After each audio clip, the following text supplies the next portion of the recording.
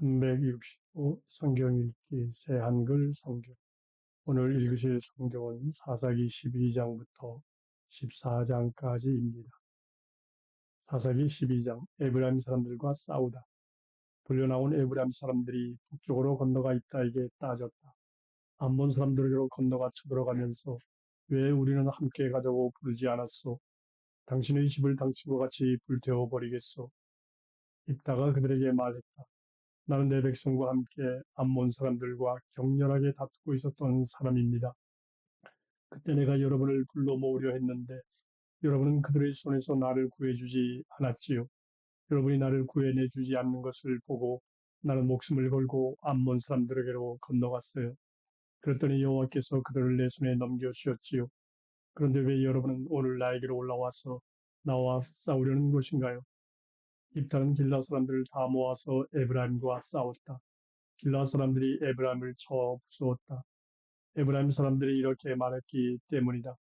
너희 길라 사람들은 에브라임에서 빠져나온 사람들로 에브라임 가운데도 있고 므낫세 가운데도 있지. 길라시 에브라임으로 들어가는 요단강의 여러 나루를 차지했다. 빠져나온 에브라임 사람들이 건너가게 해달라고 하자 길라 사람들이 그가 에브라임 사람인지 물었다. 그가 아니라고 대답했다. 그러자 그에게 십볼렛이라고 말해보라고 했다. 그런데 십볼렛이라고 했다. 하라는 대로 발음할 수 없었기 때문이다. 그래서 그를 붙잡아서 요르단강 나루에서 죽였다. 그때 에브라임 사람 가운데서 4만 2천 명이 쓰러졌다. 입다가 6년 동안 이스라엘을 재판관으로서 이끌었다. 길라 사람 입다가 죽어 그의 도시 길라세에 묻혔다.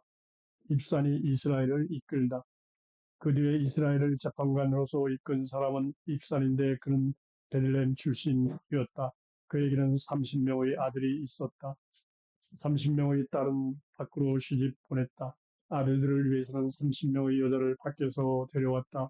익산은 7년 동안 이스라엘을 재판관으로서 이끌었다. 익산은 죽어 베들레헴에 묻혔다. 엘론이 이스라엘을 이끌다. 그 뒤에 이스라엘의 재판관으로서 이끈 사람은 스불론 사람 엘론이었다. 이스라엘의 재판관으로서 10년 동안 이끌었다. 스불론 사람 엘론이 죽어 스불론 땅 아얄론에 묻혔다. 압돈이 이스라엘을 이끌다. 그 뒤에 이스라엘을 재판관으로서 이끈 사람은 힐렐의 아들인 비라던 사람 압돈이었다. 그에게는 40명의 아들과 30명의 손자가 있었다. 그들은 수당나귀 70마리를 탔다. 압돈이 8년 동안 이스라엘의 재판관으로서 이끌었다. 힐렐의 아들인 비라돈 사람 압돌이 죽어 에브라임 땅 비라돈에 묻혔다. 그곳은 아말렉 산지에 있었다. 사사기 13장 삼손이 태어나다. 이스라엘 사람들이 다시 여호와께서 보시기에 나쁜 짓을 저질렀다. 그래서 여호와께서는 그들을 40년 동안 필리스테아 사람들의 손에 넘겨주셨다. 한 사람이 있었다. 단 사람들이 가문 가운데서 소라 출신이었다. 그의 이름은 마노아흐였다. 그의 아내는 아이를 가지지 못해 낳을 수 없었다. 여호와의 천사가 그 여자에게 나타나서 말했다. 보세요. 그대는 아이를 가지지 못해서 낳지 못했어요. 그렇지만 곧 아이를 가져 아들을 낳을 겁니다. 그러니 이제 조심하여 포도주든 맥주든 마시지 마세요. 또 깨끗하지 않은 것은 무엇이든 먹지 마세요. 보세요. 그대가 반드시 아이를 가져 아들을 낳을 테니까요. 덜 깎는 칼을 아이 머리 위에 대지 말아야 합니다. 그 아이는 뱃속에서부터 하나님께 본받친 사람일 테니까요. 필리스테아 사람들의 손에서 이스라엘을 구해내는 일을 시작할 사람이 그 아이니까요. 그 여자가 가서 남편에게 알렸다. 하나님의 사람이 내게 왔어요. 그의 모습은 하나님의 천사의 모습 같았고 무시무시했어요. 어디서 왔는지 물어보지 못했어요. 자신의 이름을 내게 말해주지도 않았고요. 그러나 내게 이렇게 말해주었어요. 보세요. 그대가 아이를 가져 아들을 낳을 겁니다. 그러니 이제는 포도주는 맥주는 마시지 마세요. 또 깨끗하지 않은 것은 무엇이든 먹지 마세요. 그 아이는 여호와 하나님께 몸바친 사람일 테니까요. 뱃속에서부터 죽는 날까지요. 마노아가 여호와께 기도했다. 주제넘은 말씀입니다만 주님이 보내신 하나님의 사람이 다시 우리에게 와서 태어날 아이에게 어떻게 해야 할지 우리를 가르치게 해 주십시오. 하나님이 마노아의 목소리를 들으셨다. 그래서 하나님의 천사가 다시 그 여자에게 왔다. 그 여자가 들판에 앉아 있을 때였다.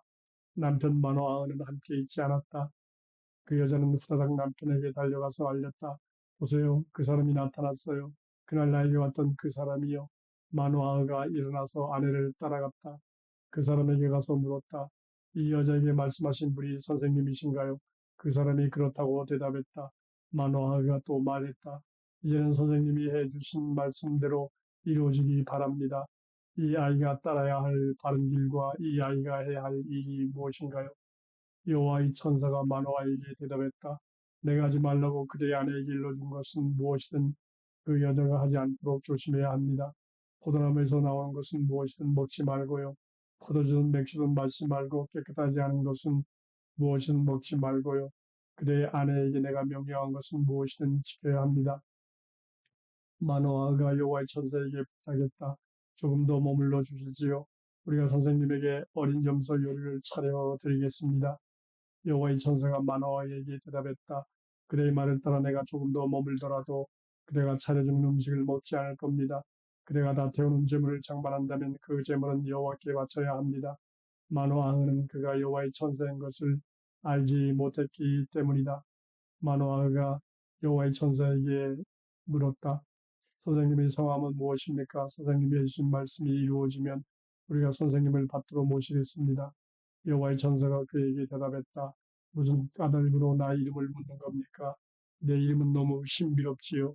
마노아는 어린 염소를 끌고 와서 곡식 제물과 함께 바위 위에서 여호와께 바쳤다. 그러자 여호와께서 놀라운 일을 일으키셨다. 그 일을 마노아와 그의 아내가 보고 있었다. 불꽃이 제단 위에서 하늘로 치솟았을 때 그 제단의 불꽃 가운데 여호와의 천사가 올라갔다.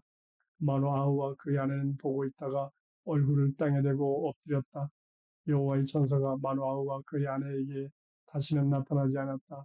그제야 마노아는 그가 여호와의 천사인 것을 알아차렸다. 마노아가 아내에게 말했다. 우리는 꼼짝없이 죽게 생겼소. 하나님을 만나 배웠기 때문이요. 아내가 그에게 말했다. 여호와께서 우리를 죽이려 하셨다면 다 태우는 제물과 곡식 제물을 우리 손에서 받지 않으셨겠지요.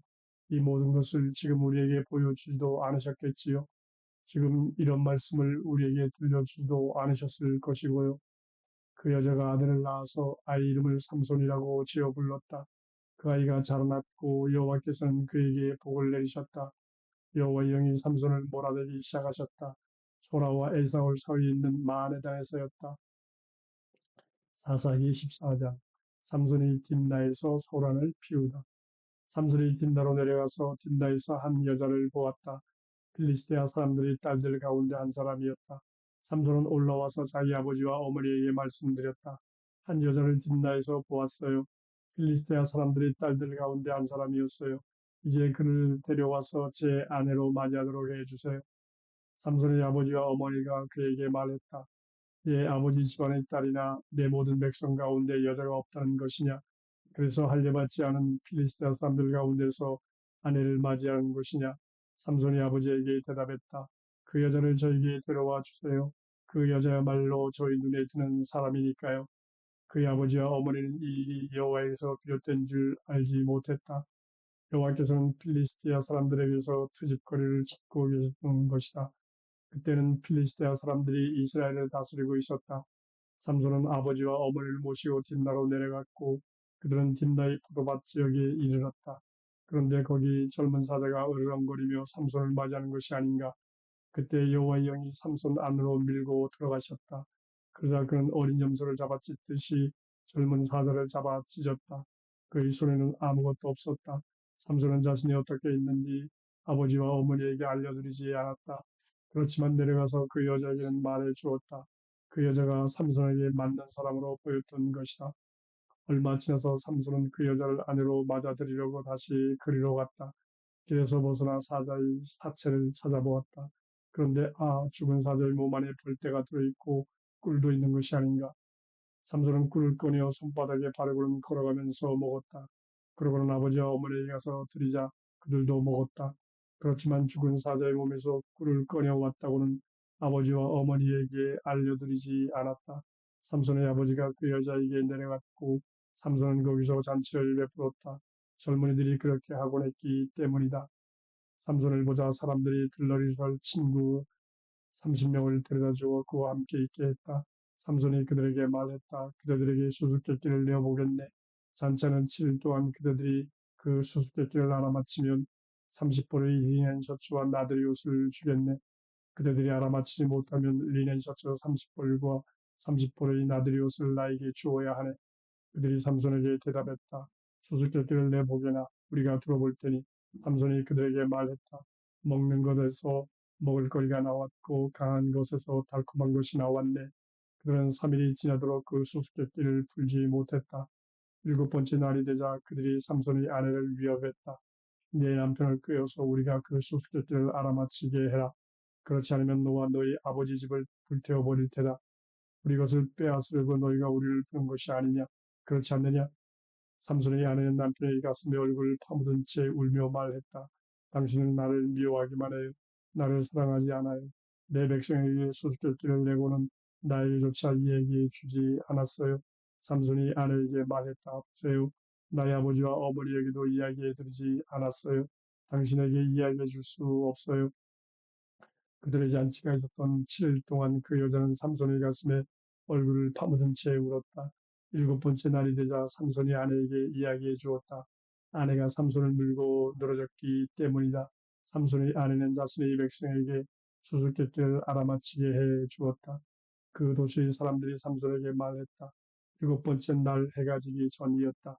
무엇이 꿀보다 달콤하고 무엇이 사자보다 강하겠는가? 그러자 삼손이 그들에게 말했다. 너희가 암송아지 같은 내 아내를 데리고 밭을 갈지 않았더라면 내 수수께끼를 알아맞힐 수 없었을 텐데 그때 여호와의 영이 삼손 안으로 밀고 들어가셨다. 그러자 삼손이 아스글론으로 내려가서 그곳 사람들 가운데서 30명을 쳐 죽이고 물건을 빼앗아 가져왔다. 그러고는 수수께끼를 알아맞힌 사람들에게 나들이 옷을 주었다. 삼손은 노여움으로 불타올라서 아버지의 집으로 올라갔다. 삼손의 아내는 그의 친구의 아내가 되었다. 그의 결혼식에 들러리를 섰던 가장 가까운 친구였다.